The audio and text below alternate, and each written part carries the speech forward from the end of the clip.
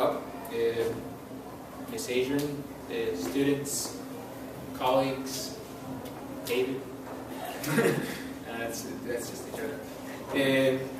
I've come today to make a call for attention to all of you. And I want to begin by asking you some things. Is our mother language really the only language that matters? How many languages should we really be able to speak? Has it ever crossed your mind that technology is developing rapidly and soon we will need to be able to read and write hand to hand with computers? It is wonder to think that we are at the highest point in technology, and the technology is no longer going to evolve. Computers are day by day consolidating with humans and increasingly integrating with almost any aspect of society's day by day routine. I am a computer freak, as many of you would call us, as David right there that raised his hand. Currently, I study computer language. I effectively program. And my research, lectures, and hand-to-hand programming in computers have made me realize that computers are evolving at a rapidly increasing rate, and not even I can completely understand them yet. Computer language is an important way of communication, necessary nowadays due to global technology modernization. Computers are the masterminds behind all we create, design, and dream of. One of the first facts about technology is our economy. Our economy is based on simple computerized systems. Medicine is created with computers. We study with computers.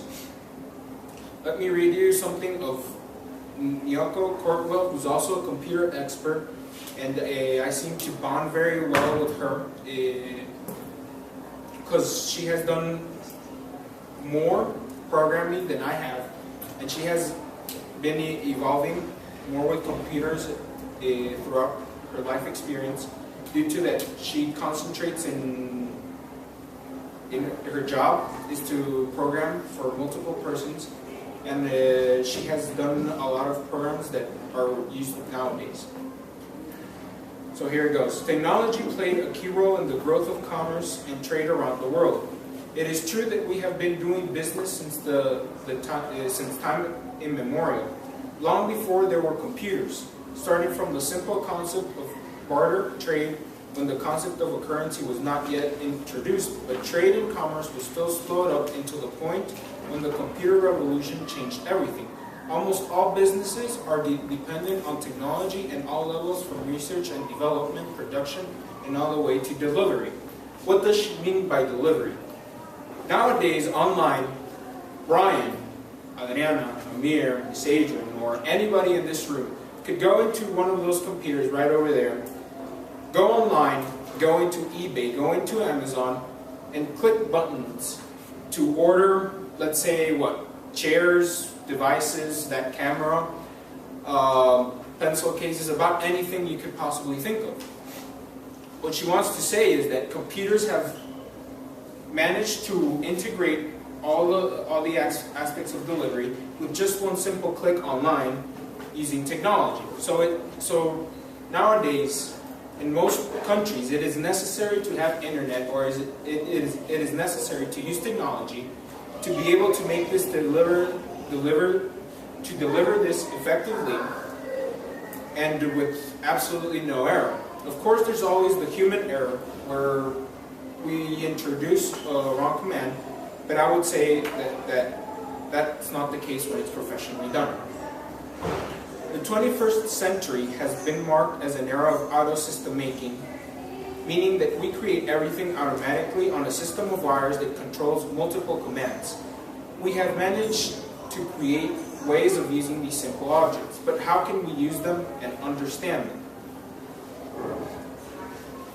Let me read a second thing of the same person, Nico Courtwell, and she said, small to large scale enterprises depend on computers to help them with their business needs, ranging from point of sale system, information management systems capable of handling all kinds of information such as employee profile, client profile, counting and tracking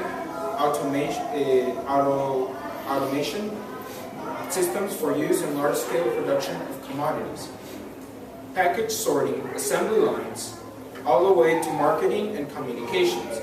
It doesn't end there. All these commodities also need to be transported by sea, land, and air.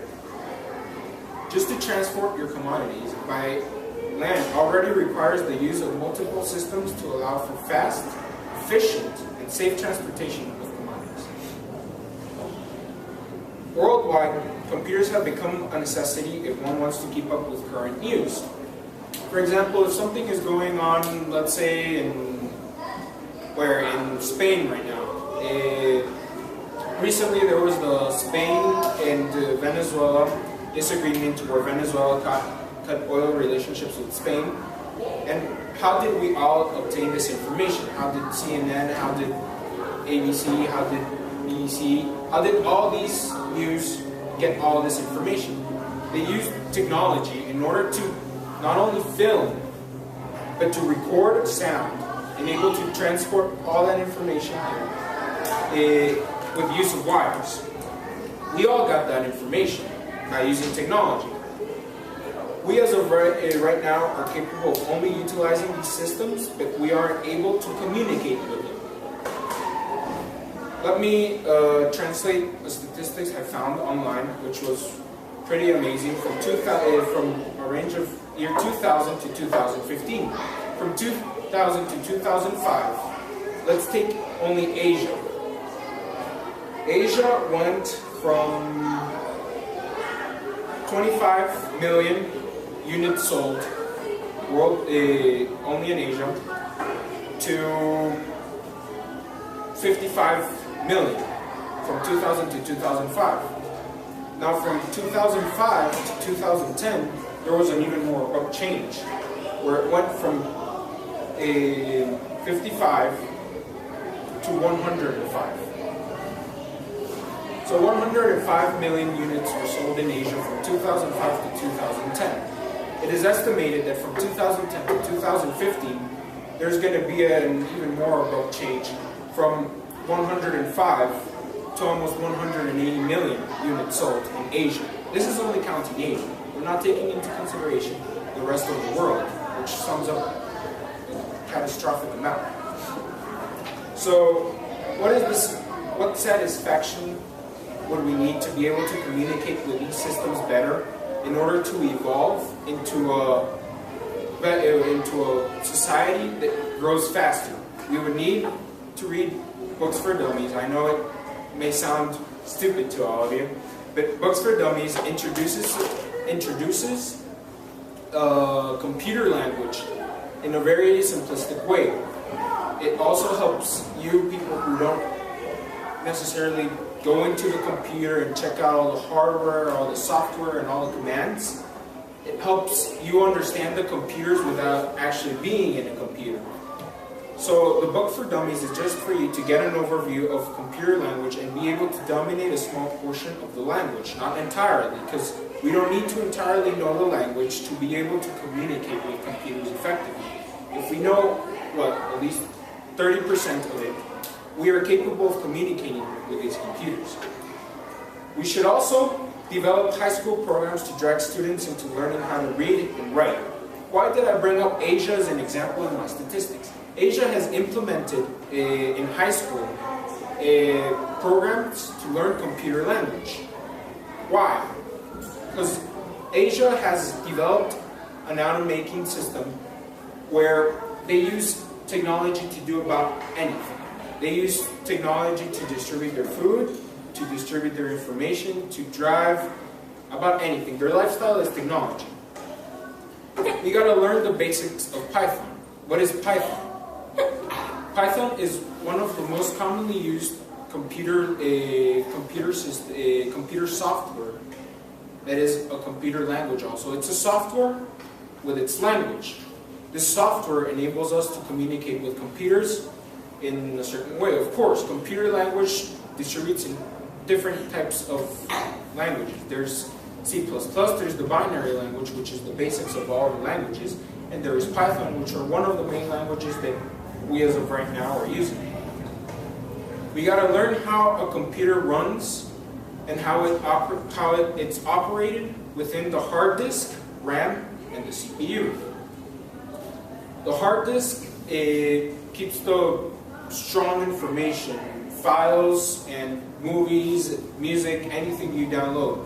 The RAM, it keeps small portions of that information to run the hard programs, and the CPU launches all those programs and all that information that you want to reach out in your computer. And last, we need to learn the basic language, which is the binary system. Of course, not all binary system, because that's almost not impossible, but it's very complicated. But only know the basics of it. Helps you understand how a computer actually works. How do I visualize with all this done? I visualize the world with computer language is very. The way I visualize the world with computer language is very transcendental. The world is at its peak. Everyone can communicate with computers, and our society advances at a greater rate. We can produce enough energy for decades with low environmental impact.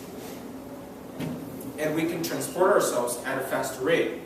Our economy, yet still the same, is much more stable, and we can avoid economic downfalls. Computers have simplified our lives, yet we can't fully control them. When we do, we can tell them how to work and what to do. Ideas would flow like waterfalls. We would be a much more advanced civilization. Some could even say a much more peaceful one too. So, what's our plan of action? What would a world with computer experts be like? Again, technology is rapidly becoming a lifestyle. We will soon be able to enter online anywhere in the globe. Do we need technology? I would say no. But what would keep the food fresh and ready to be cooked? How would you cook rapidly without stoves? What utensils would you use to eat? How would we get to work? How would we communicate? How would we make wire transfers? How would we be without electricity? We, along with everything around is changing. Life is redefining itself. We need of technology to live up to the commodities we currently have. Let us implement computer language in schools. One last thing. Would you like a simpler life or a life like in the dark ages with no technology?